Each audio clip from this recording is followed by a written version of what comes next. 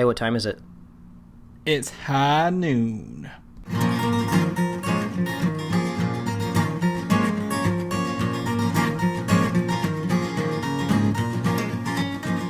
A modern podcast where Chris and Mike talk about TV, movies, superheroes, and everything in between. It's time for Superhero Slate. Hello, everyone, and welcome to Superhero Slate, the show where we run down the latest superhero entertainment news. We love TV, movies, and superheroes, so let's talk it all out. My name is Chris Dillard. And my name's Mike Royer. And on today's show, Thor sounds like it's shaping up to be an awesome movie. Shaping them biceps. That's right. Rogue One might be in a little bit of trouble. We don't know. Maybe. We're going to talk about it. And will Justice League get a subtitle? Or not? I don't know. And more. And more. So this is our episode usually that we do towards the end of the TV season wrap up. So we're probably going to be talking a little bit spoilers, I would say, for some of those shows. So we're going to be talking about those at the end of the show, and we'll let you know when it's starting, and we'll give you a list of everything we're going to talk about. So it's been about a week or two since these shows have wrapped up for the most part. So hopefully, if you're into listening about those things, you would have listened to it. You would have seen those episodes already. Yeah, totally. I mean, I agree, and I mean, even if not, I mean, that's just the end of the podcast. You can always come back later when you're ready to listen to it. Yeah, that's true. We put time codes in there for a reason. All right, I understand. I feel you. Also, I kind of want to give a shout out to we actually have another super fan. Sorry, Jim. Jason from my local comic book store. He frequents here. Has been shared his show with his I don't know if he said stepbrother, brother-in-law, brother. I don't know. Someone else. He shared a show. We got a new listener. So thank you guys. We love it when we get new shares. Yeah. Super fans are awesome. I love our super fans. Yes, super fans indeed. So if you guys want to make it like a friendly competition, who can share it the most and get more listeners, we're not going to stop you. That's for sure.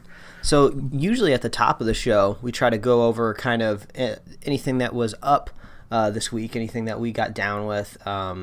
I don't know what you have going on, but I know we got a lot of news and we got a lot of stuff to talk about today. So maybe we just cruise on to the news. You know what? I think Mike's trying to tell me get on with the show because we got a lot of show to cover, and he's not wrong. So let's start off with something we kind of forgot was this week. I'm going to be honest. I forgot it was this week. I thought we had another week in here somewhere. But Teenage Mutant Ninja Turtles Out of the Shadows movie came out on Friday. Yeah, I think we both kind of thought this was like next weekend, or at least a weekend after that. Yeah, I totally did not realize it was so soon. And so we went ahead and we were like, you know what, let's go see it this weekend.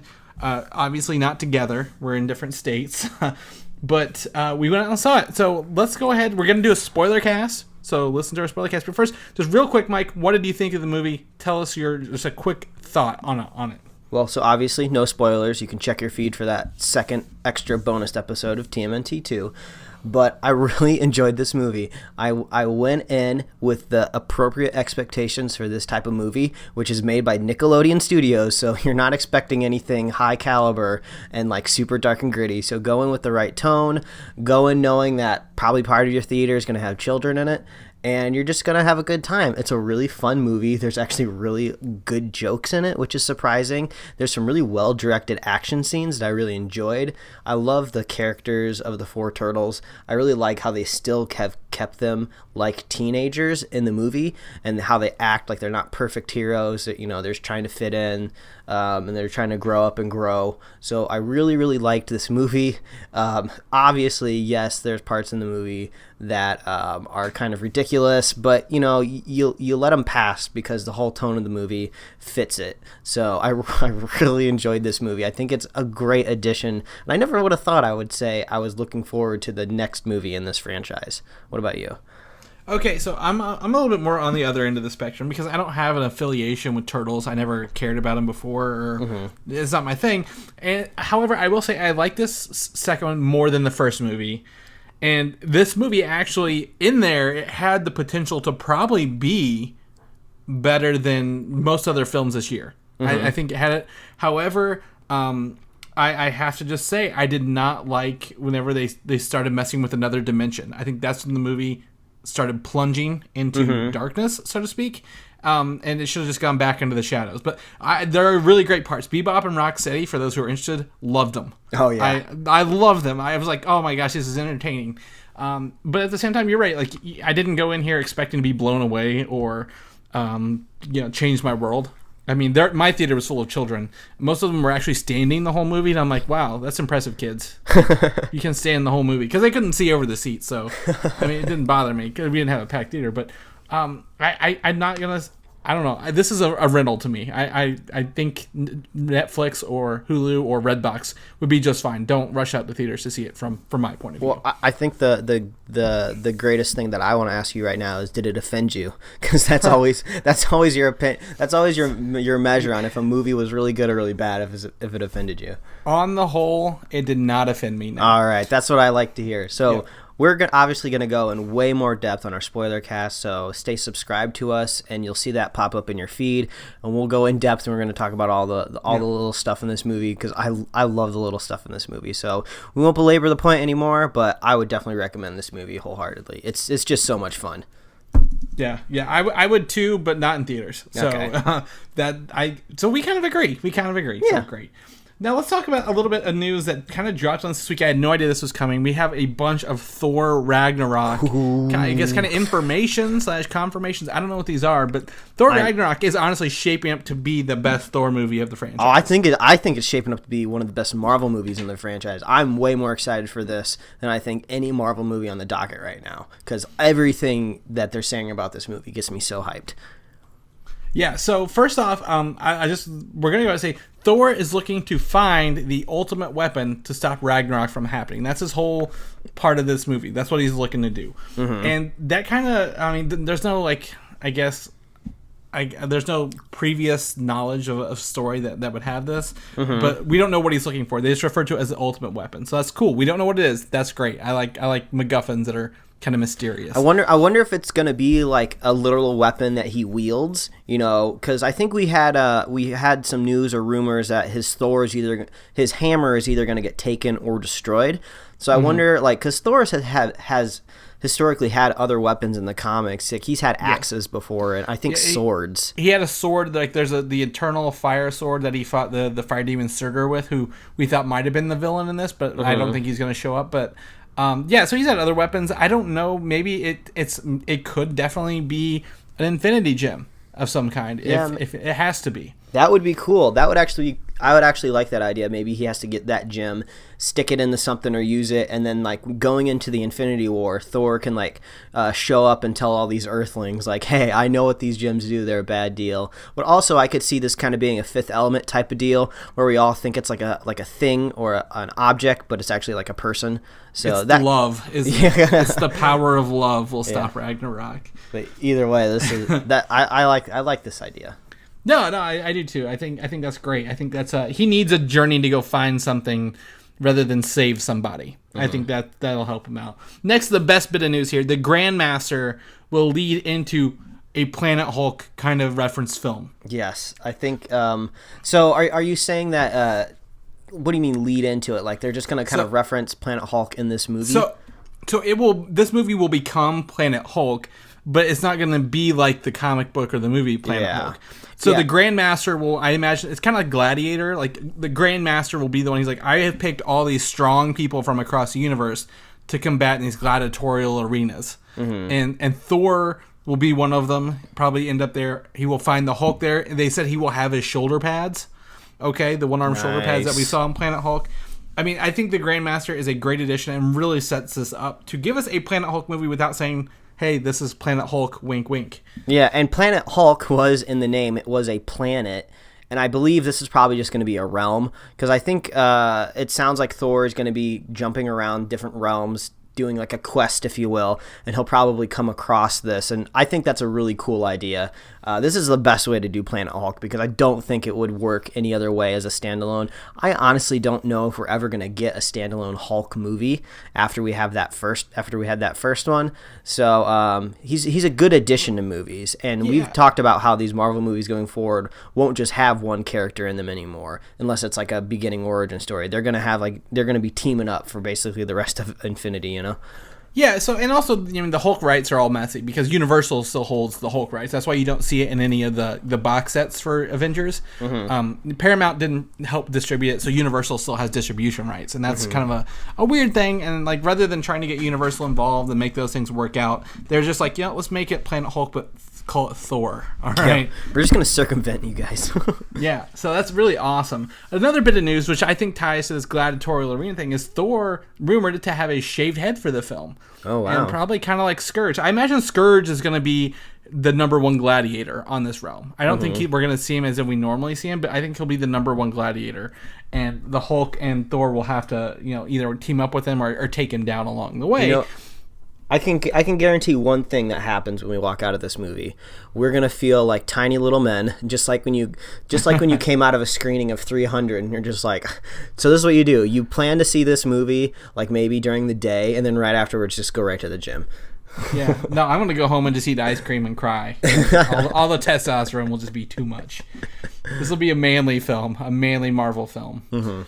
So, but yeah, that's interesting. We've always seen Thor with the long locks, but if he does shave his head, it kind of ties in that gladiatorial feel, like how they shave people's heads to make them fight. So, interested in seeing that. And lastly, Valkyrie will be possibly part of this war thing. She'll have a war face paint. We won't see her maybe particularly in her Asgardian outfits or anything of that. I guess whatever realm she's from. I don't know if it's Asgardian or not, but like she may not be what we see her in the comics in this film. Gotcha. So I think the Thor news is shaping up to be really awesome. I'm really excited about it. Can't wait to hear more and see kind of how this is going. I'm really excited. That's is it next summer or next fall? Fall. It's a November 2017 film. Ooh, that'd be good. That's a good placement. It is a good placement. And also, just to point out, Loki's coming back, but it's also be the first time the Hulk and Loki have seen each other since Avengers. So I'm really kind of excited to see how that plays out in the movie. So, and then that's how it brings us to another outer worldly Marvel film, Guardians of the Galaxy Volume 2. Here's a bit of news. I guess I reported that Elizabeth Debicki, the actress, is playing the main villain who goes by these 4 names. Okay. Ayesha. Okay. Her. Just her. Kismet.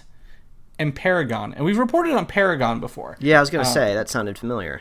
Yeah, so this is this cult, I guess. I can't even think of the name of the cult. Is created Adam Warlock in the comic books. The Enclave. I'm pretty sure the Enclave is the name of them. So they think Adam Warlock is going to be like this god, the perfect being. But they also created Paragon, or her, or Kismet, or whatever you want to call her, as like the female companion, so they could like mate together and create like a perfect species. Okay. So she's always constantly trying to find him to create the perfect race. Like that's her goal. But Adam Warlock didn't want to be a part of that, and he's kind of been on the run. So I think we're gonna see Adam Warlock show up in this movie. I don't know who it's gonna be. I don't know what capacity, but I'm interested in seeing it, and I'm glad to hear that there's villain sounds kind of interesting, and a female villain, another female villain in Phase 2. Yeah, I mean, it's just weird to think of... 3. It's weird to think of an Infinity Gem story that culminates in this cinematic universe without Adam Warlock. So I would think he's got to pop up sooner or later. Yeah, and Guardians would be a great place to put him in the Soul Stone or whatever he has, and it'd be great. So I'm excited to see that. And then lastly, a picture from James Gunn shows that he has the Thor hammer this week that they use in the films. And this is not a prop on the set of Guardians of the Galaxy 2. He was working with the prop master for Marvel, and he just happened to have a replica of the Thor, like one of the Thor hammers. Oh man, so, I want one of those hammers so bad.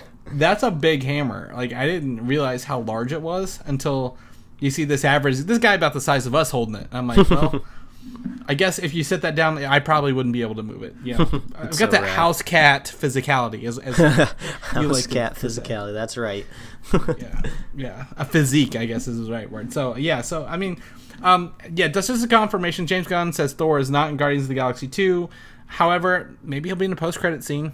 They usually like to preview a movie or two ahead, and since Thor's out in the other realms as well, I can see it working out. I don't know if we're ever going to nail down the logic of how those post-credit scenes will work, but I don't know. I'm going to keep guessing. By God, you can tell me I'm wrong a million times, but I'm going to keep guessing.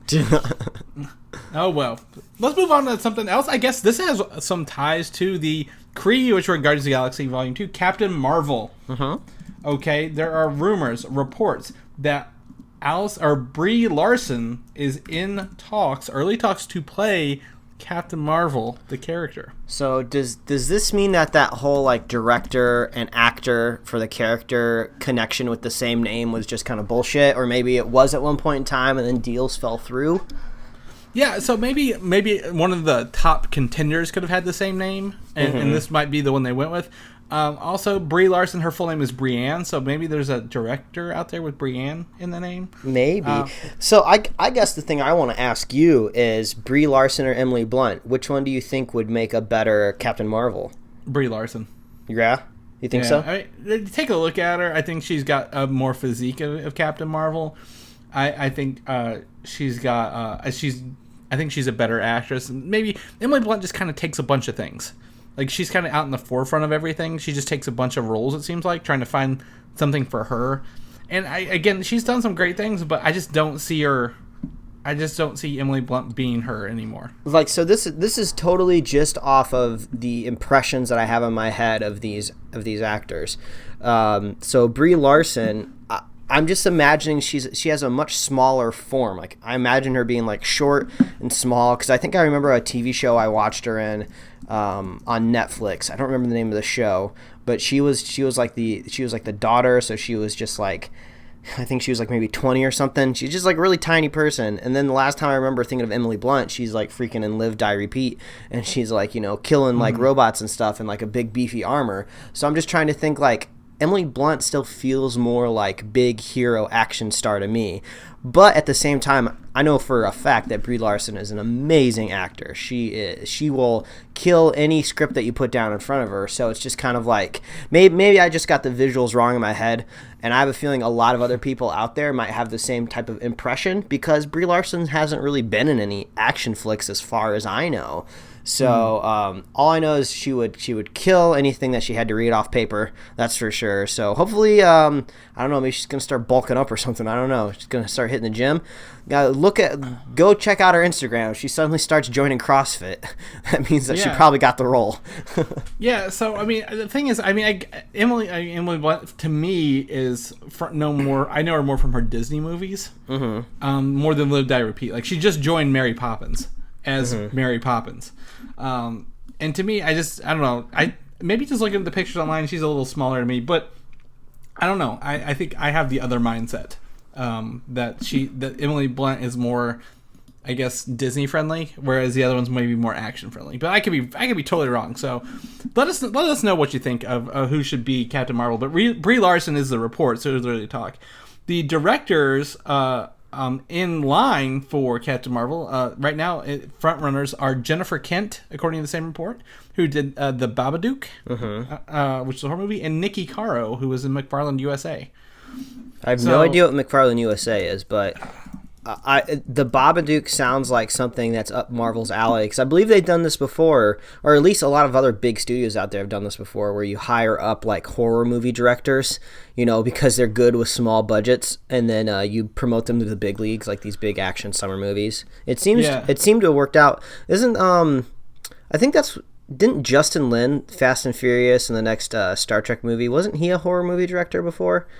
I think so. I don't know. There's Justin Lin and Justin Wan. I think you're thinking of Justin Wan. I don't know. I'm thinking of one of them. But either way, this whole promotion from horror to action seems to be like a normal path now. So either way, I'm looking forward to a Captain Marvel movie. I'm really looking forward to it. Yeah, no. Justin Lin did Fast and the Furious 3, Tokyo Drift. He's directed some Community, some True Detective stuff. So I don't think he was. I think you're thinking of Justin Wan. Nah, gotcha. So, but that's okay. McFarlane USA is a Disney film about it's got Kevin Costner and track runners, like Latino tracks. I vaguely may remember. Yeah, either way, she's in Disney's wheelhouse, so I think that might be helping her as well. Why can't we need to get in Disney's wheelhouse, because apparently that's a ticket for success there, right? Like you get some of that Disney money that we talk about, or that Marvel money. I'd be on it. But yeah, so that's the report for Captain Marvel. Again, I think we're gonna see some more stuff by Comic-Con. Again, I don't think Marvel is going there, but I think we're gonna hear announcements in the next 2 to 3 months. So we'll keep you posted on that. for sure. Yeah. So in that same report, one of the several reports for Brie Larson, because there were several of them. Deadline is also had another rumor, kind of, I guess, report that the title for Avengers: Infinity War Part 1 has been changed to just Avengers 3.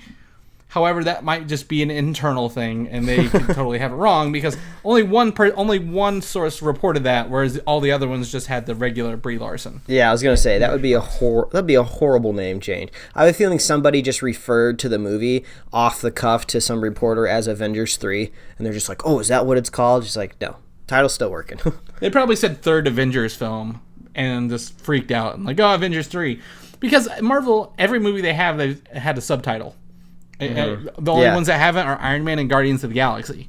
So I don't think they would revert back to numbering after Age of Ultron. Yeah, that'd be weird. So Marvel, they'll name it right. We'll keep you guys posted on that. And lastly, on the last bit of Marvel Cinematic Universe news, Joe Quesada, the chief creative officer of Marvel, has said that the rights to Namor are back at Marvel Studios. Ooh, this is a big deal, because there's so much you can talk about just with this little bit of news here. So don't even think not so much, oh, when are we getting the Namor movie, or when is Namor popping up in a movie? What I think is Namor notoriously was attached to the Fantastic Four franchise, right? No. I thought he was. That's why they didn't have him for the longest time. Namor, his origin as mostly the first comic book from Timely Comics. So he joined the Fantastic Four later, but as the film rights go, I'm pretty sure it was tied up in Lionsgate or Universal as well. Oh. Because he joined Fantastic Four later. I swear I thought he was either attached to Fantastic Four or the Mutants somehow. That's what I was under the impression. But basically, when rights revert back to Marvel, I usually think there is some sort of deal. There's some sort of backroom executive deal, which I always want to be on the fly on the wall for these things. So I want to know what was made. Like, I want to know if somebody got something else extended or something like that. Like, hey, maybe we want to take another shot with this, give us some more time, or what. I don't know. I just want to know what made Namor come back, or was it as simple as just like this little movie studio is just like, we're never making a fucking Namor movie. Just wait a couple years and Marvel can have it back. So, just looking it up real quick while you're talking, Kevin Feige said that the rights are at Universal in 2013. Mm-hmm. So it was Universal, not Fox. But at the same time, in 2014, he also said that the rights are neither with Universal or Legendary anymore. So there were contracts and deals. So who knows what happened to get here? But I'm pretty sure, sadly, it wasn't a Fantastic Four deal that went through, because that would be way too awesome. So I guess my question for you is, do you think we're going to get Namor on the big screen or on the small screen Netflix? I think big. I think depending on how Aquaman does, Marvel needs their Aquaman, so to speak. And this would be the way to do it, and possibly do it right, because the Aquaman sneak peek we saw in Batman v Superman was kind of meh. Well, Namor could be a good way, like, maybe don't make him the hero, make him the villain, you know? This could be a good way to get a good villain in Marvel's roster, you know? Yeah, or I mean, maybe the anti-hero. Like, yes, he does good things, but he only cares about the sea people, like his people. It's king. I don't know. I honestly, I think it'll be maybe a late Phase 4, if anything. Or maybe if the Fantastic Four ever do come over, they could be a great, again, bad guy / anti-hero that they have to work against and then with, because he's always been, you know, with the Fantastic Four. So I think Namor could match up really well, maybe in a Spider-Man movie, possibly. But I still think we should get the Spider-Man stuff. Black Panther. Yeah, that was going to be my two kings. That was going to be my next one. I was going to say Black Panther. You know, you got basically the underground kind of wildness of the ocean, and then you got this jungle kind of meeting heads at like a coastline somewhere. That could be cool. Black Panther 2, Black Panther versus Namor. Calling it. That's a bold move. But recently, in the past 4 years of comics, Namor got the Phoenix powers in X-Men. You see, that's where the mutants come in from. And he destroyed, or like flooded, Wakanda. So that Black Panther and Namor have had this rivalry in the comic books as they worked on the Illuminati together, which would be awesome to see an Illuminati team on film. So, yeah, there's a lot of potential with Namor, rather than just saying, oh, he's Marvel's Aquaman. So I'm sorry I said that now. But I'm really excited to see what they do with him, if anything. So totally on board. Let's shift gears. This morning I was watching X-Men Apocalypse again, Mike. Because I got to go back and see this a little more. I'm still in the first half, so I'm still enjoying it. So we'll see how the second half goes. Yeah. But we saw Wolverine in that movie, as the trailers told us. Yes, we did. And Hugh Jackman has been seen now. He's filming Wolverine 3, rocking a new bearded look. It kind of looks like an Old Man Logan beard. Yeah, there's some gray in there. I mean, Old Man Logan in the comic books is all silver, all gray. But I think if you look at this beard, he's got some hairs in there that look a little rugged. But I like the bigger beard look, and we've only heard reports that this movie is going to be based on Old Man Logan. I don't necessarily know if anything was official, but we haven't heard anything else. So I think it's going to be some sort of adaptation there. So X-Men universe has already been fucking around with time, jumping around all over the place. So I think they could jump Wolverine 3 forward in time, maybe like 80 years, 100 years. I think we'd be okay with it. Yeah, so Patrick Stewart's in it at least, so we gotta find out where he fits into this. Maybe as an astral. Oh yeah, character. I guess we can't maybe age too far. He'd be dead. Yeah, and again, I don't think it's old. I mean, Old Man Logan's good. It's not great. I don't think they want to adapt it directly, but I think maybe taking some parts of it, like a road trip across the world in the future, would be kind of interesting. But some potential characters for this film, I was reading through the Wikipedia page, are Mr. Sinister. I mean, again, that's a little bit of a spoilery thing, but whatever. He could show up in it. Mr. Sinister always has the Marauders, which includes Sabretooth. Maybe bringing the Lou Schreiber Sabretooth back in to this film would be really awesome, and some other characters like Arclight, Blockbuster, so on and so forth. Very Mr. Sinister related. And lastly, Morph. Are you familiar with the character Morph? Yeah, Morph was like his best friend in the 90s cartoon series. I have no idea if that was true in any of the other comic books, but they were like buds in the TV cartoon. Yeah, so in the TV cartoon, Morph was there, and he was kind of like I remember him being very, very distinctly in the opening story, because I think he was quote unquote killed off in it, but came back in the second season. But Morph, when you look at him and his comic book incarnation, he kind of looks like Mysterio, but has like a white face with like white eyes. And this is supposed to, I presume, played by the guy who ended up writing The Office, the British Office, Stephen Merchant, I believe is his name. Oh yeah. Are you familiar? Are you familiar with him? Mm-hmm. Stephen Merchant looks like he could play Morph and have that sarcastic goofiness that this character needs. To be in there. I think it could be Steve Buscemi too. I love Steve Buscemi, and he kind of gives me that same vibe when I think of Morph from the cartoon series. Steve Buscemi's a little older, but still, I mean, this is like kind of an older world. Either way, this is I think this will be cool. I want to see. I really want to see how they treat Wolverine on his way out in his last movie. Yeah, if the way they treated Deadpool's any inclination, we're in for a treat. We're in for a treat. And lastly, I guess that's it for Wolverine. But that ties us into the next bit of Fox news for us here, real quick. Is the Legion TV series has given us our first official image as Dan Stevens as the character Legion. And the series has been ordered to an 8-episode season on FX officially. Yeah, 8 episodes is usually a pretty good trial number. It seems like if it goes well, they might give them a full 13.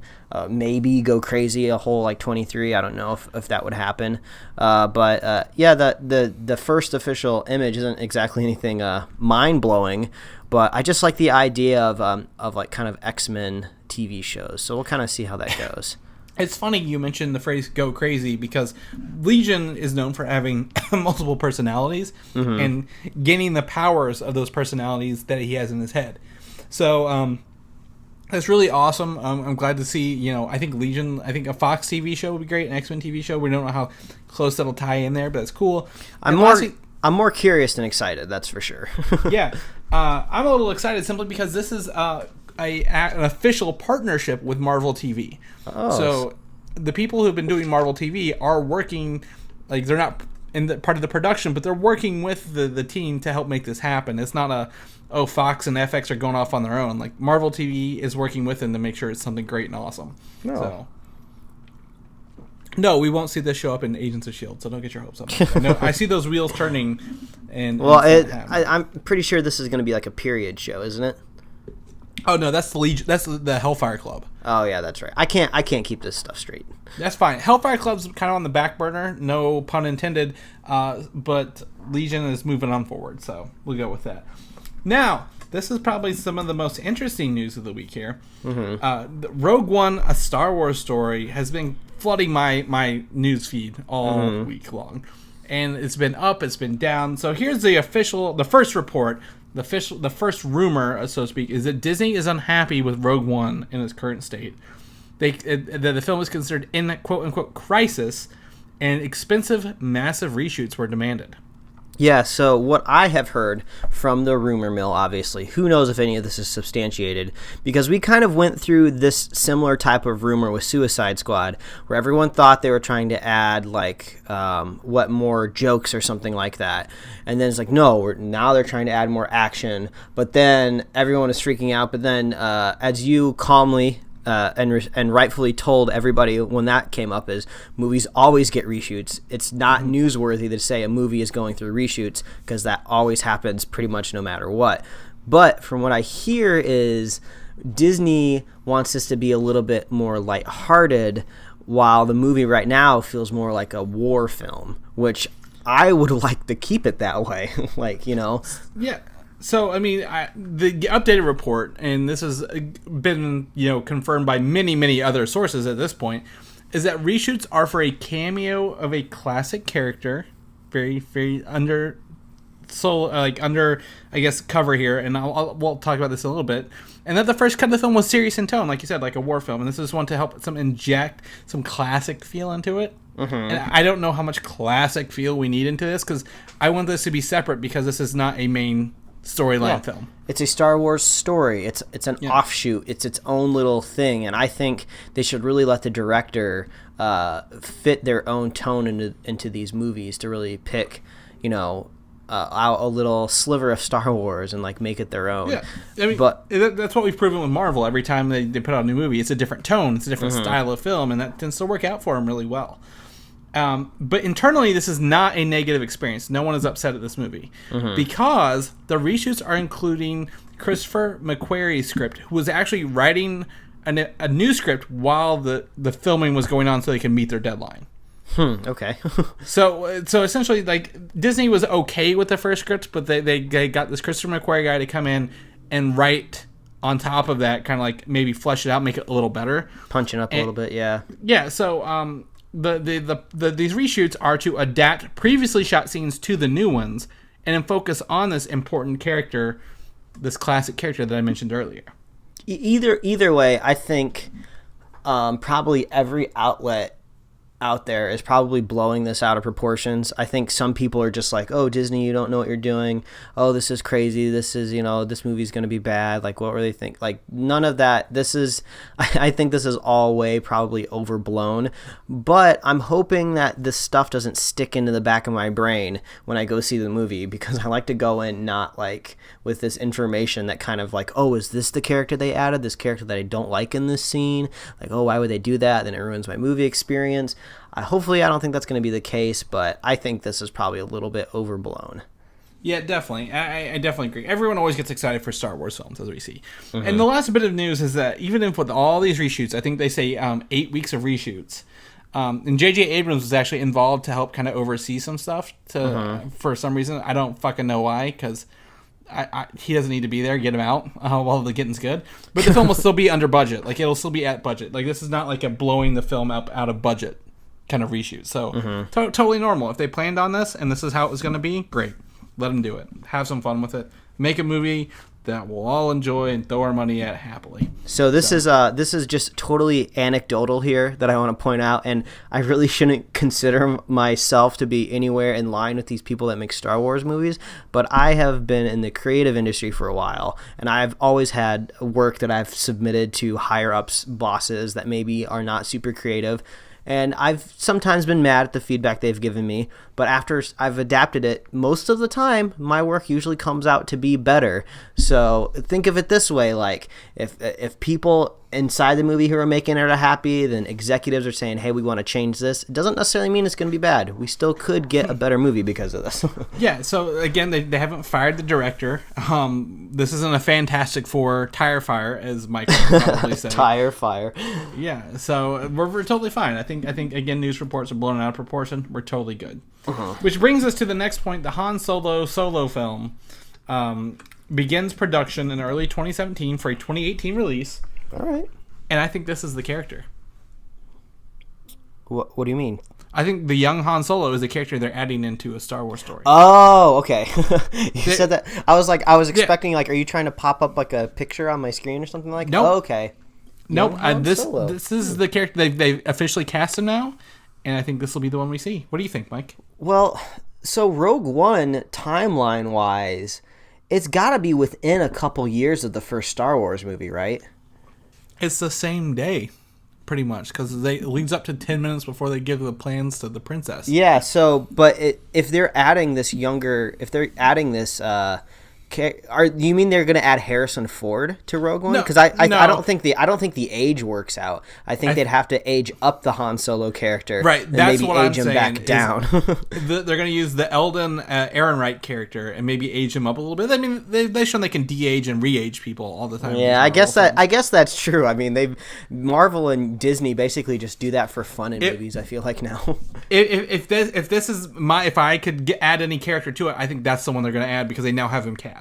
Yeah, maybe. It could be a fun idea to see. And it would tie into the next Star Wars story film being Han Solo. True. So that's just my thoughts. And nothing big on Star Wars. Just if Han Solo comes up, we'll let you know. We're going to switch gears, get into the DC Cinematic Universe a little bit. You know, that one that everyone thinks we hate. So let's get and talk a little bit about it. The Flash movie has a director, finally, with Rick Fukuyawa, who directed the movie called Dope. He's now the director. Yes, I have seen this movie. It's on Netflix. I think I caught it a couple months back. It's overall a fun movie. I think the Rick, the guy who directed the movie, I believe he also wrote Dope as well. I think it's all his whole creative control over that movie. The script got a little loose for me around like the second half of the film, but I think if he was adapting someone else's work, I would definitely look forward to it. He's definitely very talented, and the movie had a really cool like vibe and tone through it. He's definitely a director that is not afraid to do fun things on the screen. You know, I wouldn't say he's 100% traditional the way he approaches material. So I think that would be a cool addition to the Flash movie. Yeah, and just kind of looking at his filmography here, there's not a lot, but he's very much of the African American style genre. I mean, Dope is definitely a look into what it's like being young and black, and like lower income like areas in Los Angeles. Yeah, so. I mean, he frequents. It looks like he works with Omar Epps, Dr. Dre. Okay, that's something. Forrest Whitaker, who's in Star Wars, and so on and so forth. So. It's definitely interesting to see he's going to be in here. He's going to be working on a script from the Lego movie guys. I can't think of their names off the top of my head. And Seth Grahame-Smith, the original director, he worked on the script as well. So Flash, I think, is going to be okay. Again, I'm in love with the TV show, so it's hard to say how I'll feel about the movie, knowing that both properties might run side by side. That's another pun intended. I'm so sorry. They're running side by side. I just can't help it today. All over the place. So, yeah, sure. Flash, great guy director. Let's move a little bit into Suicide Squad. A little bit of news here. We're going to talk about this. Jared Leto releases a phoker of himself as the Joker. And, a phoker of himself as the Joker? A photo of himself as the Joker, sorry. And apparently it's for a music video where he'll appear with Rick Ross and Skrillex, who are doing like a theme song for the Suicide Squad. All right. I mean, that sounds pretty crazy, but okay. A lot of people are like, oh, is this like, are they doing reshoots again? Is he going to be in Justice League? And so he's just in a music video. Don't freak out. And that the little enemies in the trailer are now known as the creatures, or the eyes of the adversary are the name of the creatures. And they're like they're officially covered as military people covered in black goo. All right. I don't know what that means. There is no reference to them in the comic books. So don't, I looked. It's not there. Don't look. Justice League, another movie coming up, filming right now. Possible movie titles were revealed this week. Subtitles include the word United, Angels and Demons, Gods Among Us, and Gods Among Men. This is all like a religious undertone like going on here. Like they kind of had in Batman v Superman. However, Jeff Johns went on record and confirmed there is no subtitle for the first Justice League movie. He knocked that shit down. Nope. Within 24 hours, he's like, no, dudes. No, stop. Just stop. We got this. So that's great. Avengers didn't have a subtitle. The first one didn't. So I'm okay with that. No subtitle. You good with that? Yeah, I'm fine. All right, cool. And that brings us to Batman v Superman: Dawn of Justice Ultimate Cut. It's coming out pretty soon, actually, and the trailer dropped this week. Yeah, this made some buzz this week on the forums, the geek places I frequent on the internet. People did not learn, I guess, from Batman Superman trailers. Like, they were like, oh, this is a really good trailer. I'm looking forward to this. I think this is going to fix the movie. I don't think it's going to fix the movie. You are not the only person. The cinematographer of Batman v Superman says the ultimate cut will not change your mind. Yeah, if you didn't like the movie, you're not going to like it now. I think that's the best way to put it. It's not going to change your mind. But I've heard that said, if you did like the movie, it'll enhance your experience. I am going to watch this just because I'm very curious, and I think our fans are going to want to know what we think about it. And we're probably going to talk about it on the show when it drops. You know. An ultimate cut spoiler cast? Is that what you're calling for? Maybe. I don't know. I don't know. It depends on how we feel. I don't want to hate on the movie twice. 2 spoiler casts of really hating Batman v Superman. Well, I think we'll just tag it into one of our episodes, whatever week that comes out. But yeah, it looks like in the trailer they're adding a little bit more Clark Kent out of the Superman costume. I don't know if any scenes left on the cutting room floor is going to fix the experience I had with the movie, but I don't know. So the trailer was made of all new footage that we've never seen before. And there's one thing I did enjoy that you could tell that Batman, it shows the scene where Batman breaks into LexCorp to steal the kryptonite. Yeah, that should never have been cut. I really wanted to see that. I was so mad they cut it out. Like, I remember sitting in the theater like, oh, I wanted to see this. Like, that'd have been so cool. But so I really want to see that scene. We get to see a bunch of cut characters. I forget her name. It's the girl who was in Sucker Punch. Not the main girl, but the other girl. Yeah. She's supposed to play like Barbara Gordon or Oracle, or we don't know who she's supposed to be yet until we watch the Ultimate Cut. So yeah, I have to give Warner Brothers props that they are going to be taking my money and forcing me to watch 3 hours of a movie that I don't want to watch and I don't like. Yeah. It's pretty hilarious, but the curiosity is just getting to me. I know, like, some people might say I'm not sticking to my morals or whatever, but curiosity killed the inside cat, Mike. Yeah. Remember that. The bookshelf fell on the cat. Yeah. Oh man, my suitcase fell on my cat yesterday. It was pretty funny. She pulled it over on herself. But it was entertaining. Yeah. So last 2 bits of movies here. Interesting. Transformers: The Last Night is shaping up to be newsworthy. Megatron is the villain yet again. That's not newsworthy because they're always gonna have fucking Megatron in there. And you have an image of kind of what he's gonna look like. I don't know what this means. He's got red war paint or something on his face. Whatever. I don't know. Maybe some tusk. I don't care. But the movie is written by Art Markham and Matt Holloway, who wrote Iron Man 1. Okay. That's a little bit better news for me. Okay. I like what they did with Iron Man. Anthony Hopkins has joined the cast this week as well. Ooh, interesting. And Bumblebee is back as a 2016 Camaro, and we have the first image of that here. Man, so I have a feeling that these Transformers movies break even before they're even released, because I think there's so much organic and inorganic product placement in these movies that they're just like, oh yeah, we're going to pay for this whole movie due to like GM, so... Yeah, all those people buying these yellow Camaros. Yeah, give me another give me another transforming Mountain Dew vending machine. I'd buy that Mountain Dew up right now. Yeah. So it makes me want some Mountain Dew right now thinking about it. I actually have Mountain Dew right here beside me, so there we go. Man, Mountain Dew, reach out to us. We'll sponsor you. I love their Pitch Black. I have to be honest. If we're going to talk about Mountain Dew, Pitch Black, their new one this summer, which is technically an old one from Halloween. Isn't it? It's grape flavored, right? It's kind of like a grape soda mixed with Mountain Dew. It's really awesome. I actually really enjoy it. But I like the Game Fuel. That dropped when, like, I think Halo 3 was coming out. I drank so much Game Fuel when I picked up Halo 3 at midnight. Yeah, it was too much. And I had some jalapeno kettle chips. It's a good combination. Get yourself some Game Fuel. Get yourself some jalapeno chips. Sit down and play a first-person shooter. Lay's and PepsiCo, they're all the same company. I will push snacks all day on this show if they give us money because I love snacks. Yeah, that's right.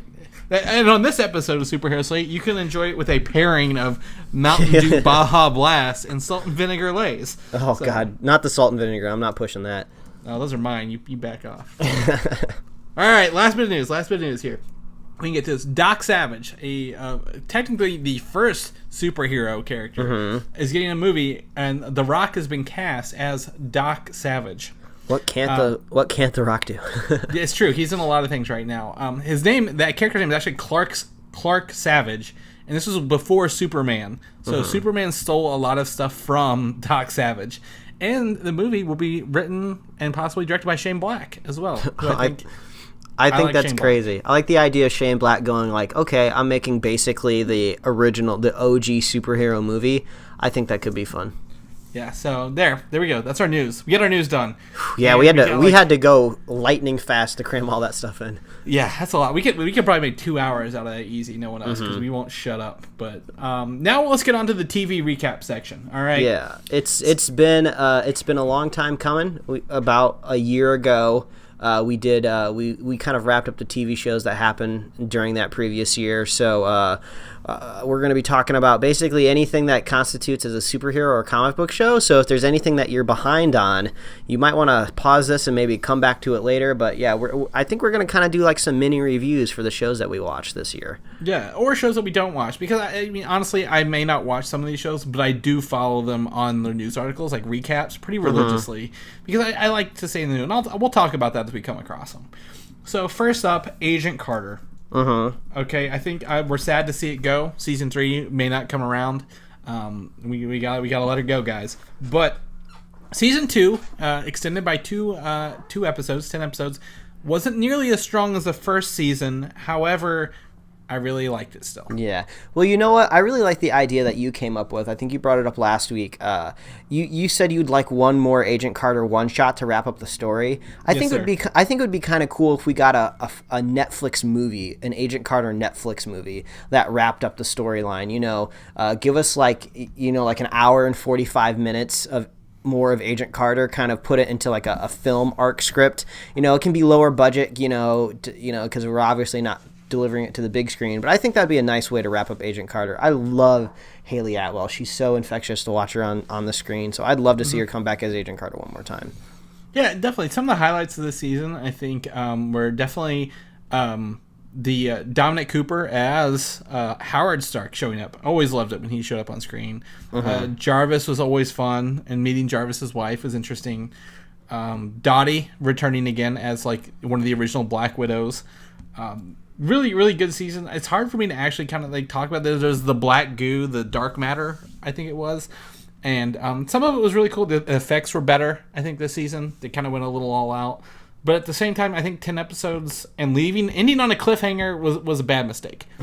Keep it 8 episodes and no cliffhanger, and we would not be wishing for a Netflix movie right now, probably. So I don't know. Any other thoughts you want to add on Agent Carter season 2? It's sad to see it go, but I'm glad we had it while it was here. My thoughts, if they did a one shot, put it on the Civil War DVD. Oh yeah, that would work out well. Yeah, as an homage to the character Peggy Carter. So yeah, so that's Agent Carter season 2. Again, for any of these, write us your reviews. Tell us what you think on Twitter, email, Facebook, whatever. We don't care. Tell us. We want to know. And that brings us to, and these are going alphabetically, not by my studio, but Agents of S.H.I.E.L.D. season 3 is the next topic here. I really like Agents of S.H.I.E.L.D. season 3. You've always been more of a supporter of Agents of S.H.I.E.L.D. than I have, that's for sure. Yeah, but I know this season also brought you and our friend Quentin on board a little bit more. I think by the time you got halfway through season 3, you're like, okay, this show's picked up pace and quality since its initial early days. It's been a roller coaster ride with Agents of S.H.I.E.L.D. for sure. The first season, everybody says basically not very good. Second season picked up for me a little bit. Season 3 started to get really good kind of towards the meat of the season, I loved the episodes where they were on that alien planet and they were trapped there. That was the best version of Agents of S.H.I.E.L.D. we've ever had. Very contained story on this very foreign place. It was fun. It was exciting for them trying to figure out how to get there. There's so much mystery around it, and it actually felt like there was a lot of stakes going on. I felt really worried that we weren't going to get one of my favorite characters back from the show. But then towards the end of the season, it really started to bug me because a lot of superhero shows have this problem where their main villain has to arc over the whole season, and they want the heroes to meet up with the villain, but they actually have to separate and get away from each other. So it's just like, how many times will the villain and the heroes meet up, and the all-powerful villain just won't kill them because they want to keep them around or something like that. That was kind of more of a problem in other shows, definitely Arrow, which we're going to talk about next. But I just didn't like the way season 3 kind of ended. It was kind of a little messy and gummy for me. They brought down some aliens to make a cameo, basically some alien soldiers, and they just kind of looked like garbage to me. But I think season 4 has a lot to prove if S.H.I.E.L.D. is going to stay around any longer than one more season. So I'm on the other side of the fence. I think this season is very well split into two because the first half of the season, again, I have to give it to the guy who plays Grant Ward. He has redefined himself every half season on this show. Like, he's like a good guy in the first season, and then he's Hydra by the second. And then in the second season, he's like trying to, start his own Hydra. And then by the end of that, or he's captured, and by the second half, he's trying to start his own Hydra.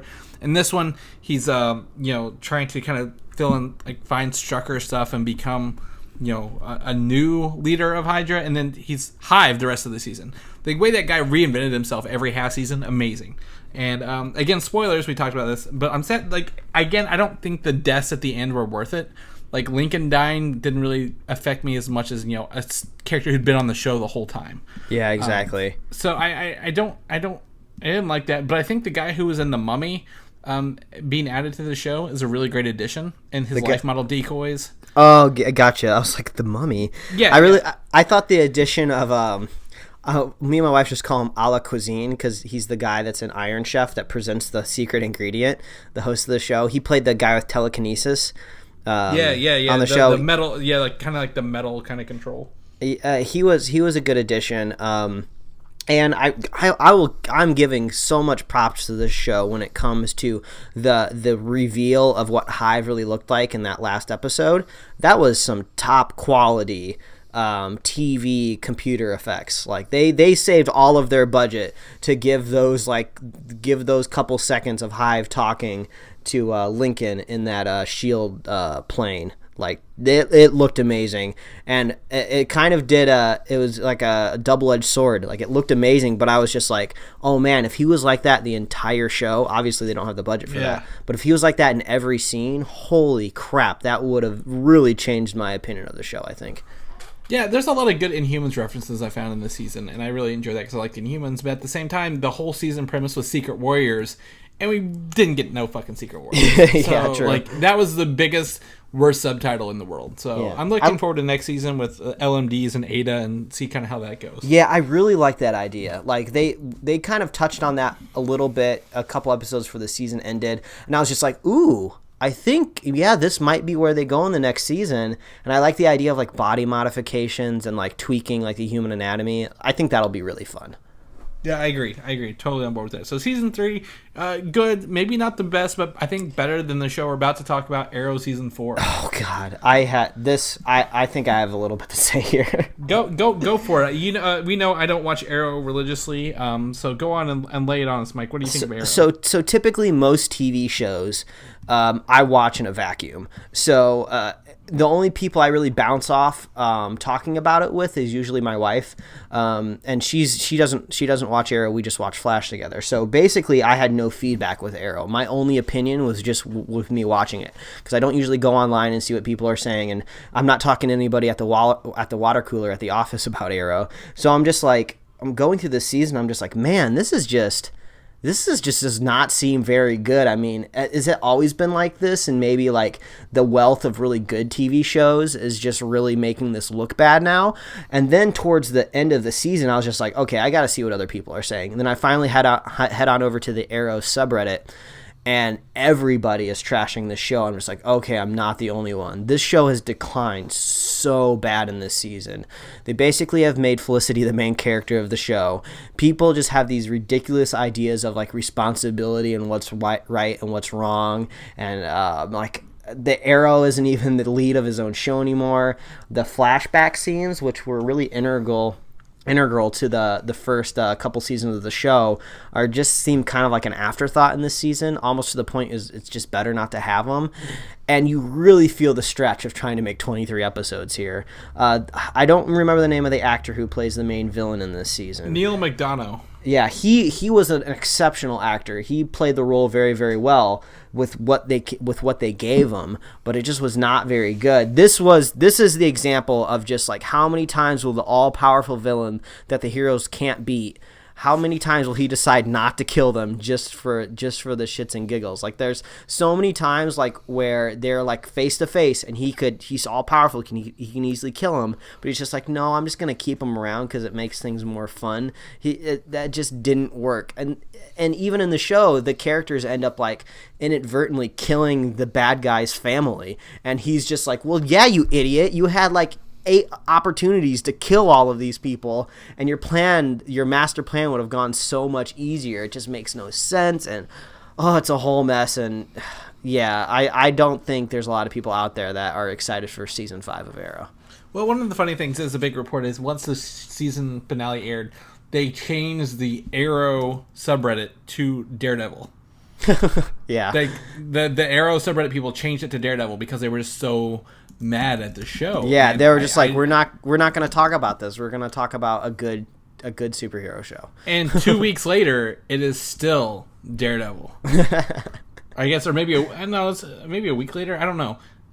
But it's still Daredevil, and I'm just like, wow, like they're really mad at this. And the thing is, they didn't make any irreversible decisions that I don't think that can be undone or just left away. The show is still salvageable, but I just don't understand they made some really bad decisions in that writers' room this season, and things just were all over the place. And it's really hard to accept when there's so many good things out there, like the next show we're going to talk about, which is on the same network the night before. The Flash, Season 2. Let's talk about The Flash. I don't watch Arrow, or at least I watch the crossover episodes with The Flash because The Flash is awesome. Mm-hmm. I really enjoy The Flash episodes. However, I feel this season maybe didn't reach the peak last season did as much. The mystery with Zoom was really awesome. I love finding out who Zoom was and guessing the whole time, and seeing Earth 2. Earth 2 was amazing. Mm-hmm. And finding out there's an Earth 3 and more of these. I expect to see a lot more of that coming forward. But I feel like the last episode, the very finale, needed to be 2 hours because everything happened within like 15 minutes, and the rest of the episode was just kind of like a letdown to me. Yeah, it was supposed to be a big race, and then it was like done in like 3 seconds. Yeah, the wife and I didn't really buy into this whole race scenario because the Flash was basically forced to race him in this like loop type thing, which seems like a weird type of race. I was expecting like a race across the world, not a race in a little loop to charge a thing. And the whole time I'm just thinking, why are you racing him? I don't understand why you're racing him. Like he has like you're just outside. It just it just didn't make any sense to me why he would be doing it. But either way, the whole season as a whole was really, really great. I loved the mystery of Zoom before he was revealed, because I love his mask. I love how it kind of stretches when he talks. I loved his dark voice. I thought the character's origin was kind of cool. Like, basically this is what happens when like a crazy person gets the Speed Force. And I love the diving into more of the minutia of how the Speed Force works. I thought that was really cool. Yeah. Cisco's using his powers a lot more was really awesome. Yeah. He's really coming into a great part of the show. Yeah, I love Cisco. Cisco is the type of character that Arrow needs. Arrow needs like a Cisco type of person to really bring up the levity of that show. But yeah, the show overall is really, really cool. I love the time wraiths. I love the way those things look, those like mysterious specters. I just like how the Speed Force is this all-powerful thing that they can't really understand or control, but they just kind of have to accept it and just see how it works. And nobody tried to explain it in science. It just did it. It just is. And I think they do really good with the sets that they have. You know, they have just about the same number of sets that Arrow has, and I think they just use them a lot better. I love the actor who plays Wells in this show. Yes. Harrison Wells is a great addition to this show as well. And he's back for season 3, thankfully. So good. I was hoping that was going to happen. So it'll be interesting to see what they do with season 3, because they kind of ended season 2 on a Flashpoint type of thing, where he went back and he changed the timeline. Now, I think this will be fun to explore. I don't think it's going to last the whole season.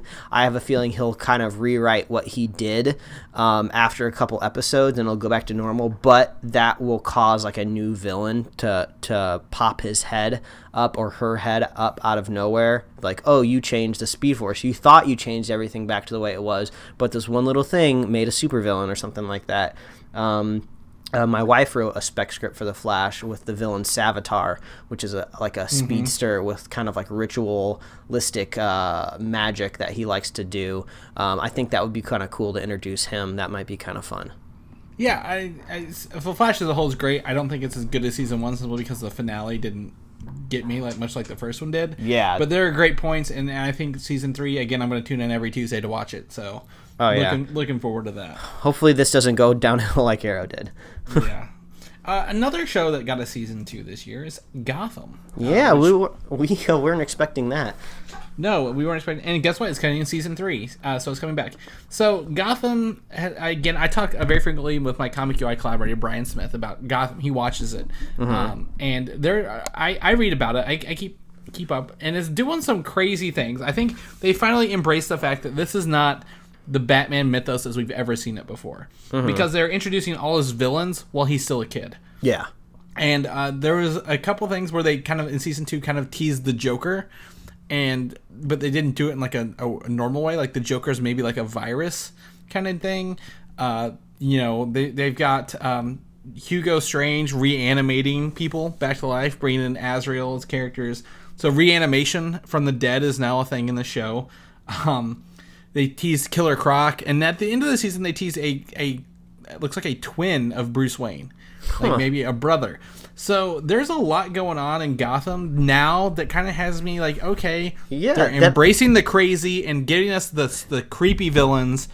Let's see where this goes. Yeah, that actually does. You kind of sold it for me a little bit. The only unfortunate thing is, which is the main reason why Gotham really never made it on my watch list, is just like, we're talking about TV shows here, like an hour a week, nearly every week, like 20 plus episodes. It's just really hard to keep up on. So you gotta make your choices where you can. So maybe I drop season 5 of Arrow and I pick up Gotham season 3. Yeah, so Gotham Season 3 also has Clayface, for those interested. So I'm interested to see where they're going to go with Clayface and all these other different villains that have now escaped a villain bus, like an Arkham bus, I guess. The villain bus.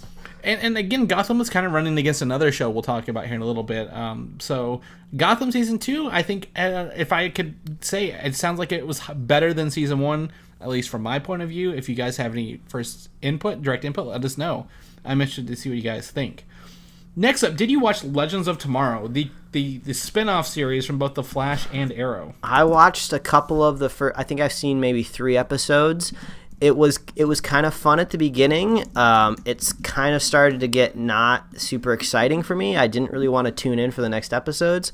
But I hear that, it gets better towards the end of the season. I really have no idea what's going on in that show. I really was not a big fan of the Hawks kind of in this show specifically, so I don't know if that's got any better. I don't know. What about you? So I watched how many episodes did I watch? Maybe I don't know, 10 of them maybe. Quite a few episodes, but it's a 16 episode season, and again, the Hawk people were not cool. They always fell into the same dynamic. These people need to stay on the ship, and they're like, no, we don't want to stay on the ship. We're going to go out and mess up the future or the past or whatever. And I don't know. It just kind of, I don't know, it got repetitive kind of there in the middle. And I'm kind of interested to see how the ending turned out. I've read about it. I know what happens. But I know that Kendra is not the female Hawk girl, is not coming back next season. Oh, okay. But they also, they had the Jonah Hex in the show somewhere. A bunch of other things. They're teasing Booster Gold and other futures. So next season seems pretty interesting, but kind of not knowing what the season schedule was like and how it was going to work kind of left me. I'm like, I don't know how many episodes are here. How many should I watch? Do I need to come back and binge it over the summer? Yeah, we never really knew entirely when the show started what it was going to be. Like, we were like, oh, is this going to be like a mini type of series where it's only like a couple of episodes? And then we're like, oh, no, maybe it's going to be limited, kind of like Agent Carter was. And then, like, no, it got even more. It got like 13 episodes. And I never thought it was going to get a season 2. I thought it was always supposed to be this one-off type of thing. So I still want to go back and catch up on it because the CW universe is interesting to say the least. And Supergirl is going to be folded back into it too. So I gotta keep up on it. I gotta see what's going on. I gotta get my bearings. Yeah, I think it's a middling first season, but definitely the second season has a lot of chance to improve since it didn't start in the middle of the year.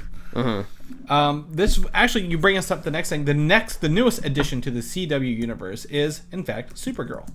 And it was on its first season 1 on CBS.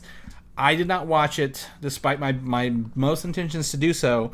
But I read every review because they included Martian Manhunter in the show, and that blew my mind to no extent that they were able to include a very, very like fan favorite character in a TV show that has nothing to do with him at all.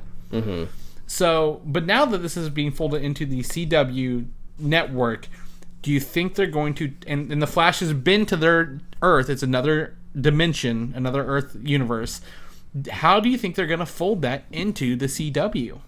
Well, now that I think about it, a couple weeks ago, before I saw the finale of The Flash, I was thinking to myself, how do they bring Supergirl, who has been said in the show to be on a different Earth? So it's not necessarily Earth 2. It could be Earth 3, Earth 60. It doesn't really matter what it is. But she's from a different Earth. And I'm like, well, yeah, you can put her on the same lineup in the same week on CW. But how exactly do you get her in the universe? And I guess Flashpoint very much could be it. When he goes back and changes the past, maybe that changes Supergirl's origin, and somehow she ends up on there. I'm not 100% sure. Yeah, but I think you'd have to change all the shows at that point, and I just think that's a lot of work. Yeah, maybe, but she needs the help of these other characters in these other shows, because when I've only seen 2 episodes of Supergirl, I saw the premiere, which gave me a little bit of hope. And then I saw the Flash crossover episode, and what I saw in the Flash crossover episode was how bad the villains are in Supergirl. They're horribly designed makeup on these villains, uninspired. I had no idea who they were even to begin with, and it was just overall really bad. So hopefully they can fold over into this CW lineup and get better. Bring Martian Manhunter. That's all I ask. The girl, the actor that plays Supergirl, she's I use this word a lot. She's really infectious to watch. So I would see her on screen more. Hopefully they give her more material to work with. I think the CW handles these 23 episode budgets a little bit better than CBS was doing. So I think this gives promise. Yeah, it definitely does. I'm interested to kind of see how they bring her over, what that looks like, and what it does, because this show competes with Gotham as well. And I think, a lot of people are not interested in Supergirl or watching Gotham if you had to choose the two. But now it's in the CW fold, that may bring more people back into Supergirl than Gotham, because you got 4 shows on the network and that eventual 4-show crossover coming up this fall. So, all right. Lastly, last show, comic book movie or comic book TV show, The Walking Dead. I'm sorry. I'm actually really glad you added this on here. I wasn't expecting it because usually we don't talk about The Walking Dead. Yes, so I think it was season 6 this year. I stopped watching The Walking Dead at season 3.5 because I just don't care. Honestly, season 3.5 is probably the appropriate time that people would fall off, but I can guarantee you that it does pick up and get much better, because I could totally see how you drop off there. And you're in the the lucky spot now where you could binge watch, which I think The Walking Dead benefits greatly from binge watching. Okay, so are you caught up with The Walking Dead? I know a lot of people are. So yep. Go on and tell me, season 6 ended on a very controversial cliffhanger, and that's really which the only part I can remember. There was the one episode where they faked you out where you thought Glenn was dead, but he somehow got under the trash can. But now there's a big cliffhanger. Talk about that a little bit, Mike. Well, I thought this was really funny. So like I said earlier with Arrow, I watch these shows kind of in a vacuum. I don't go online and see how people respond, usually because they're offering up theories and spoilers and stuff, and I don't want to be any part of that. So I was listening to a podcast this week where Robert Kirkman was on the Nerdist podcast, and he was kind of responding to the criticism of this cliffhanger. I had no idea this was such a big deal. I just think of like, what are all these butthurt people out there complaining about cliffhangers? Like, are you kidding me? Cliffhangers have been an essential part of the last episode of TV shows for my entirety of growing up.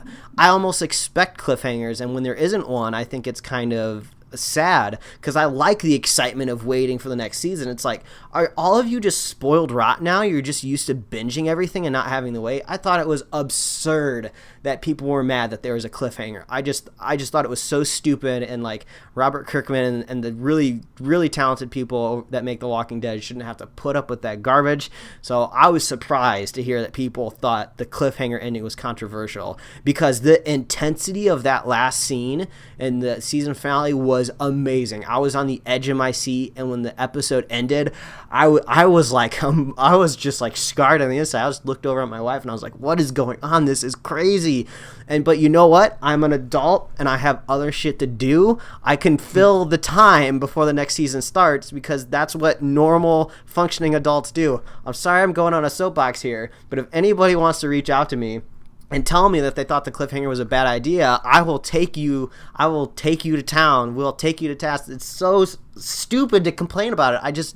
It just goes to show you how some entitled people can be with their favorite shows. And it's just like, you're not going to stop watching The Walking Dead because there's a cliffhanger.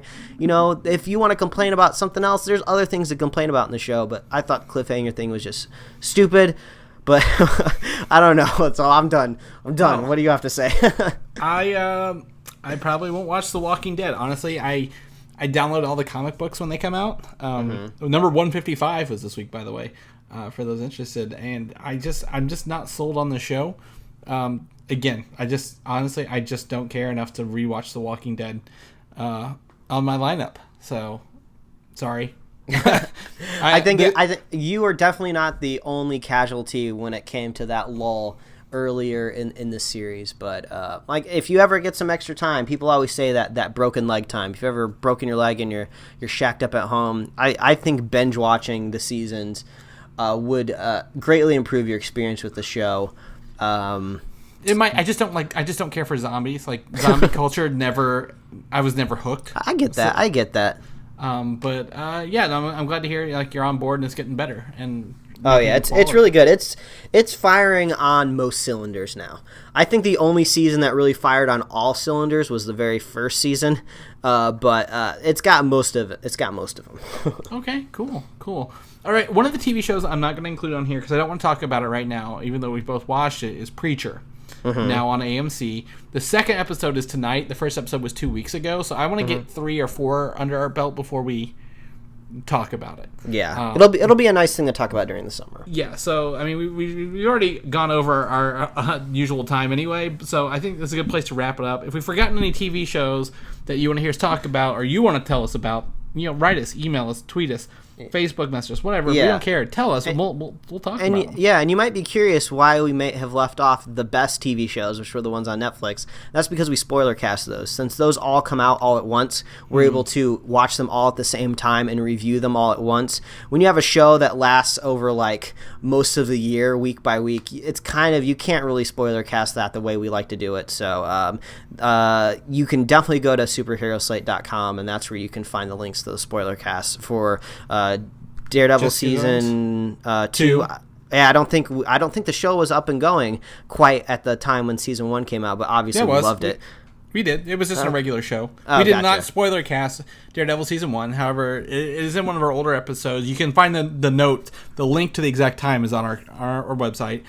Jessica Jones Season 1 spoiler cast and Daredevil Season 2 spoiler cast are up for your listing. So Yeah. definitely on board for that. So at the end of the show, I always like to ask Mike where his artwork comes up at, because you always throw comics out when I least expect it. You run Like some of the surprise. ideas by me early, and I like to see it, but I never tell anyone. It's a secret.